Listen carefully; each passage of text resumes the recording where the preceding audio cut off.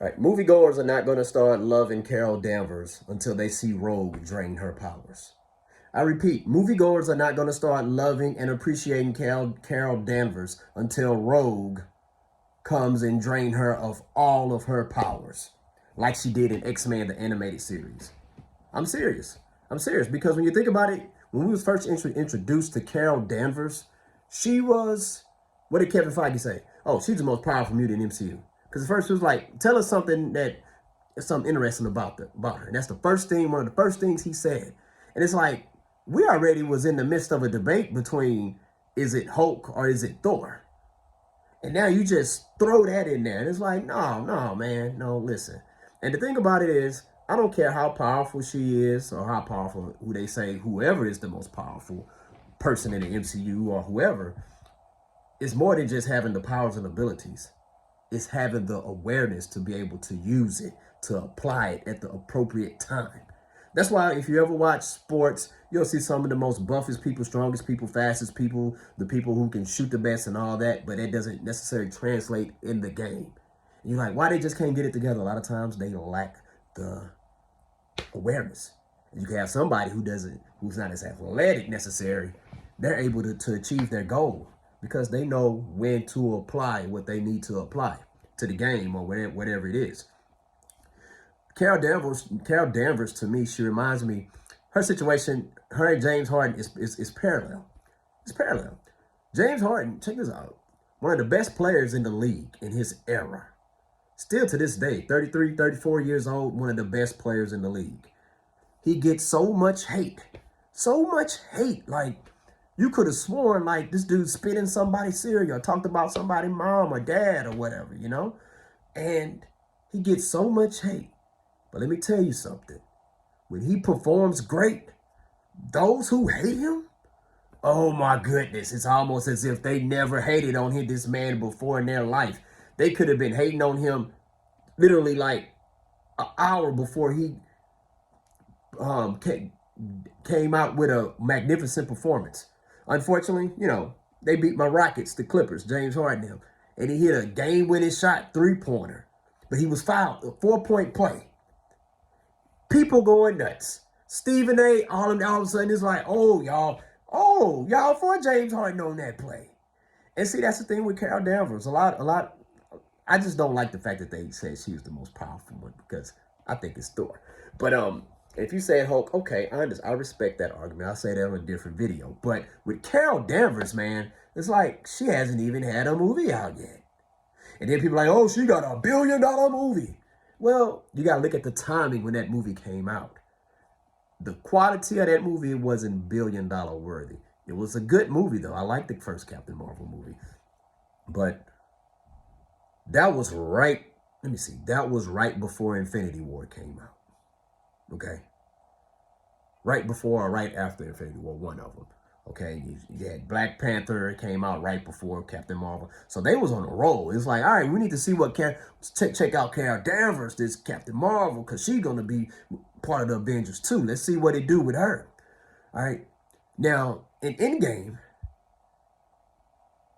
listen, I don't know what movie theater you was at, but every time somebody show a video of her scene when she comes and she destroys Thanos' ship in the air, and guess what? Everybody's rooting for her, like, hell yeah. Then she comes down. She was giving Thanos that work for a little bit, okay? Like when he headbutted her, and she was just like, and she was just like, yeah, you can't punk me. You can't check me like that. Hold up. I'm not one of them. Cause check this out. Thanos handled up against Thor, Cap, and Iron Man. If he would have headbutted them, they would have went straight to the dirt. All right, Carol Danvers was still right there. And so he had to remove one of his Infinity Stones to just, boom, knock her out. All right. So, and the scene where he was getting ready to snap and she was preventing him from snapping, it's like, okay, we was rooting for her, man. All right. And that goes to show you, the audience, they want Carol Danvers to be awesome, but they want her to be authentic too. And once Rogue drains her powers, that's part of her story, man. That's part of it. It's part of it. It's like Tony Stark. Hey, what's one of his big flaws? What's something he struggled with? He's an alcoholic. A lot of people can relate to that. All right. Thor, damn near lost his whole family. Um, Wanda lost her family. You know, grief. You know, I mean, Doctor Strange, the love of his life. No matter what he does, he can't be with her. There's not a universe where they are together, unfortunately, for them. Who can't relate to that, man? So with Carol Danvers, it's like, all right, I mean, you know, you got to include that storyline in there. And I thought the Marvels should have been straight to Disney Plus, to be honest with you. But I thought a true Captain Marvel solo movie should have been in the movie theaters, because you bringing in Monica Rambeau and you bring in Kamala Khan, and it's like, okay, they're TV stars, okay, like, so we don't, you know, they're not, that doesn't necessarily translate to movie stardom. You know what I'm saying? But yeah, they need to do that with Carol Danvers. You know, she also reminds me of The Rock. The Rock.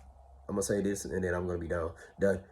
When he was Rocky Maivia, he was trying to be nice, trying to get everybody to like him, and people still booed him. And then guess what?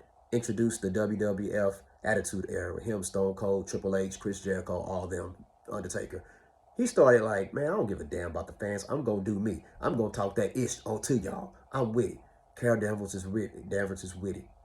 Keep attacking and going at those who talking about you and stuff. You know what I'm saying? You Carol motherfucking Danvers. You Captain Marvel. Do that. Embrace that. If they don't like you, embrace not being liked. But still be you. Be authentic. That's all I'm saying. But you know, yeah, I'm rooting for her. Hopefully y'all are rooting for her too, because apparently she's on the same team as the Avengers. And hey, they're missing a lot of their stronger superheroes. They're gonna need Carol Danvers if they're gonna be Kang or Doctor Doom or Apocalypse, whoever the hell is gonna be the next villains. Anyway, share your thoughts. Let me know. What do you think about Carol Danvers? Do you hate her or love her? Did you always like? Did you always hate her? Or did you always love her? Let me know. Please hit that like and subscribe button. And once again, thank you for taking time out of your busy day by giving my podcast a listen. Student of the Game Podcast. Peace out.